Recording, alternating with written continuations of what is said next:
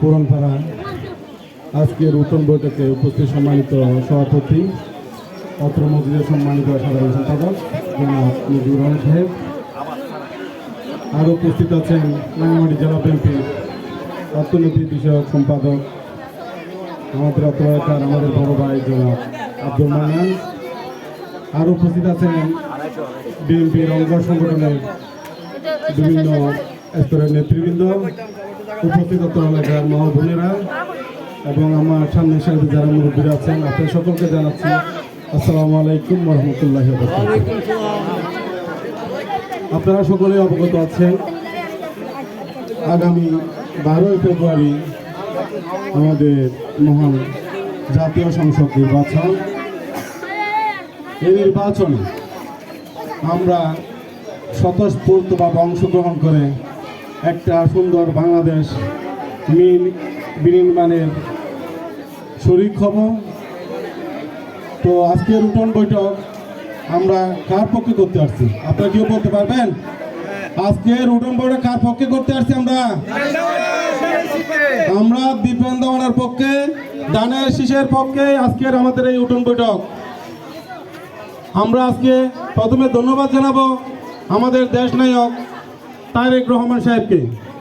কেন ধন্যবাদ জানাবো? কারণ একটাই, আমাদেরকে একটা স্বচ্ছ সুন্দর প্রার্থী আমাদেরকে প্রথমেই উপহার দিয়েছেন। সেজন্যই আমরা কিন্তু আমাদের দেশনায়কের প্রতি আমরা কৃতজ্ঞতা জানাচ্ছি।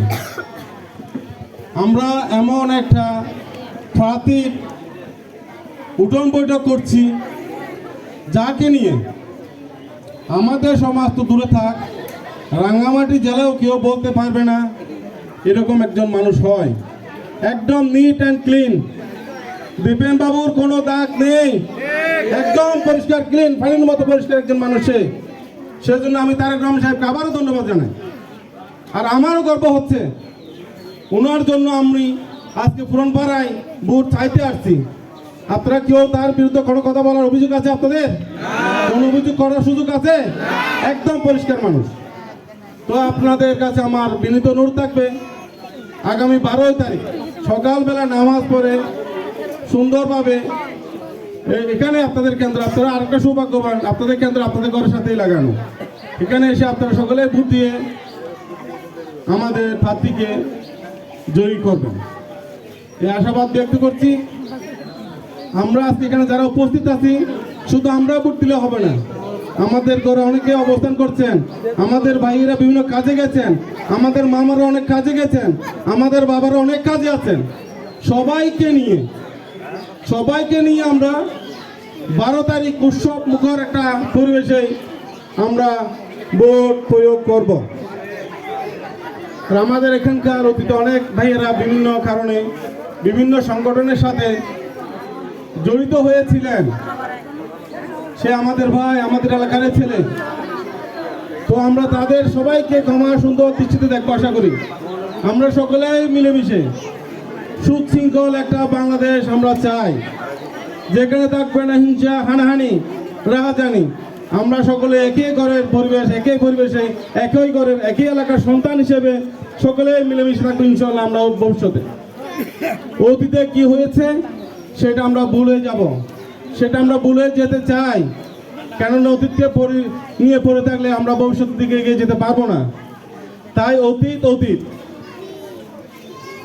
আর আপনাদের কাছে আরেকটা মেসেজ আপনাদেরকে দিই, আপনারা জানেন আপনাদের এলাকায় পৌরসভা থেকে এই রাস্তার কিন্তু উন্নয়ন কার্যক্রম চলমান আছে। আপনাদের কাছে বিনীত অনুরোধ করবো, আপনাদের যদি কোনো কারণে, সব পরিবারের হয়তো পড়বে না, কোনো পরিবারের হয়তো 1 ফুট 1.5 ফুট জায়গা রাস্তার মধ্যে পড়তেই পারে, সেটা আপনাদের ইচ্ছা। আমার অনুরোধ থাকবে আপনাদের কাছে, আপনারা কি করবেন, প্রয়োজনে আপনারা জায়গা ছেড়ে দিবেন। আপনারা যদি 1 ফুট জায়গা ছাড়েন, আপনারা যেখানে অবস্থান করবেন ওই জায়গার মূল্য হবে কিন্তু 50 গুণ বেশি। আর এরকম রাস্তাঘাট সচরাচর পাবেন না। এগুলো আপনার 50-70 বছরের প্ল্যানের মধ্যে রাস্তাগুলো পড়ছে। এই রাস্তাগুলো লাইফ প্ল্যান, আপনাদের কিচ্ছু হবে না এই কাউন্সিলর থাকা অবস্থায়। এই রাস্তাতে কোনো সমস্যা নাই। আমার প্রত্যেকটা এলাকাতে এই রাস্তাগুলো হয়েছে, এবার এখানেই হচ্ছে। সুন্দর রাস্তা, সাময়িক কষ্ট পাবেন কিন্তু অনেক সুন্দরভাবে কাজগুলো হয়ে যাবে। তো আপনাদের সকলের সহযোগিতা কামনা করছি। আর আরেকটা কথা না বললে নয়, আমাদের দেশ নায়ক তারেক রহমানের একটা সুন্দর প্ল্যান আপনাদের সামনে আমি উপস্থাপন করছি। খুব সুন্দর একটা প্ল্যান। প্রথমেই উনি রেখেছেন ফ্যামিলি কার্ড, স্বাবলম্বী পরিবার গড়ার প্রতিশ্রুতি। এগুলো যদি আমি পড়তে যাই অনেকক্ষণ সময় লাগবে, তাই আমি বিস্তারিত বলছি না। আপনাদের মাথায় রাখবেন ফ্যামিলি কার্ড। আমাদের দেশ নায়ক তারেক রহমান যাই বলেছেন ইনশাআল্লাহ তা বাস্তবায়ন উনি করে দেখাবেন আমাদেরকে। একটা গেল ফ্যামিলি কার্ড, আরেকটা হচ্ছে সুস্বাস্থ্যের বাংলাদেশ গঠন। অনেক বিস্তারিত আছে এখানে।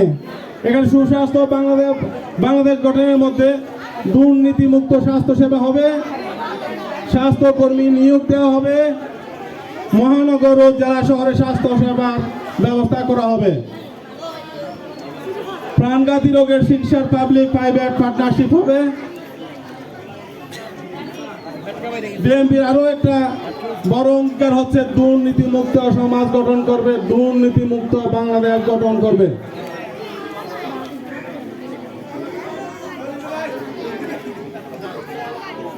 বিএনপির আরেকটা হচ্ছে পরিকল্পনা, নদী খাল বিল পরিবেশ রক্ষায় বিএনপির ব্যাপক পরিকল্পনা রয়েছে।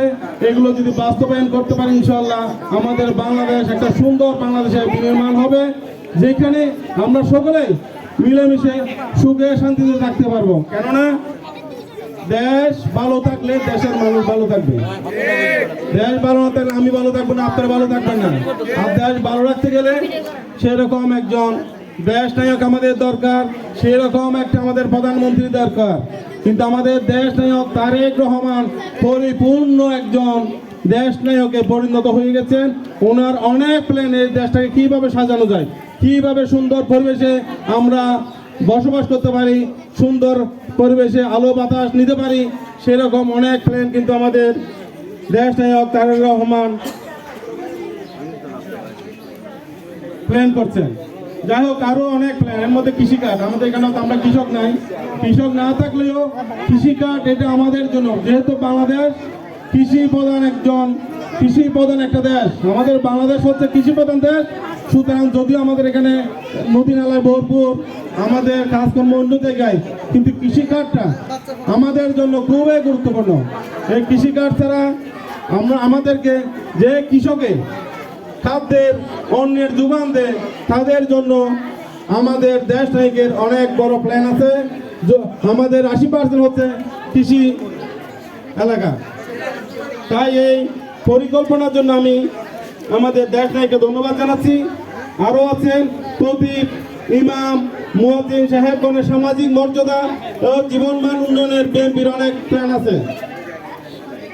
এখানে প্রদীপ, ইমাম, মুয়াজ্জিন সাহেবগণকে মাসিক সম্মানী ভাতা প্রদান করা হবে, ধর্মীয় উৎসবে বিশেষ ভাতা প্রদান, দক্ষ উন্নয়নমূলক প্রশিক্ষণের মাধ্যমে বিকল্প কর্মসংস্থান।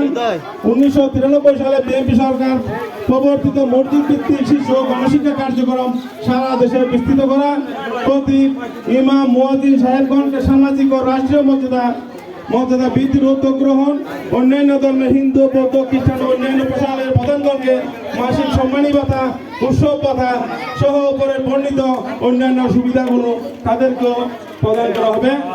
তো আমি আমার বক্তব্য দীর্ঘায়িত করবো না, আপনাদেরকে অনেকক্ষণ ধরে এখানে রেখেছি, সেজন্য আপনারা কষ্ট পেয়ে থাকলে আমি আমার অন্তঃস্থল থেকে দুঃখ প্রকাশ করছি। এখন আপনাদের যে কাজটা হবে সেটা হচ্ছে প্রত্যেকটা কেন্দ্রের কিন্তু ভোট গণনা করা হবে, এলাকা ভিত্তিক কেন্দ্র ভিত্তিক ভোট গণনা করা হবে। আমরা যদি সৌদ্যোগে প্রণোদিত হয়ে যদি কেন্দ্রে এসে আমরা ভোট না দিই, আমাদের কিন্তু ভোটের ইয়েটা কম হবে।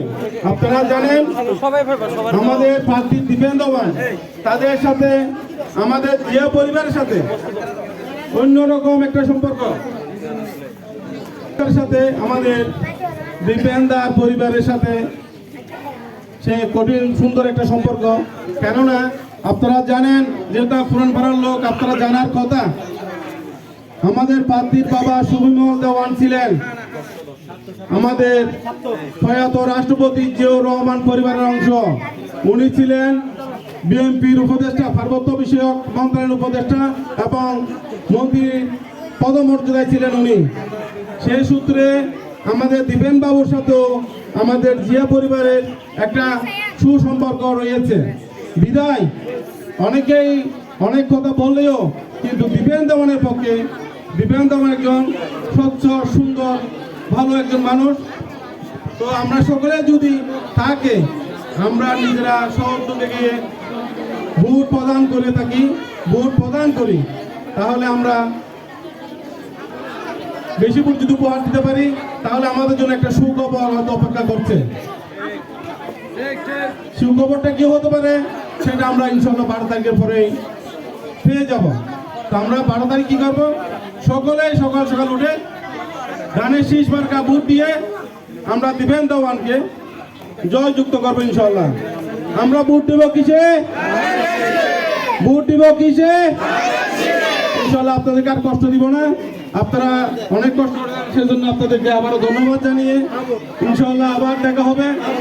এই আশাবাদ ব্যক্ত করে আমার বক্তব্য এখানে শেষ করছি। আল্লাহ হাফেজ। আসসালামু আলাইকুম ওয়া রাহমাতুল্লাহি ওয়া বারাকাতুহু। সবাই বসেন, সবাই বসেন, দয়া করে সবাই বসেন। আজকের সভা সমাপ্ত ঘোষণা করবেন অত্র এলাকার মুরব্বী, পুরানপাড়া জামে মসজিদের সাধারণ সম্পাদক মজিদ ভাইকে তার মূল্যবান বক্তব্য রাখার জন্য আজকে সবার সভাপতিকে অনুরোধ জানাচ্ছি।